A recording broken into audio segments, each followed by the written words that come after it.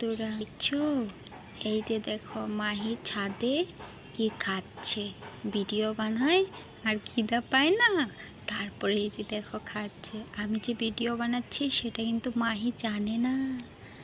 দেখছো কি খায় মাহি, দেখো। মাহি, হ্যাঁ কি খাচ্ছ? মাম্মা, তুমি কেন কেন ভিডিও করছো? মাস্টার দেখতে কি বলবে? কি বলবে? তুমি খাচ্ছ, ওইটা আবার মানুষে কি বলবে?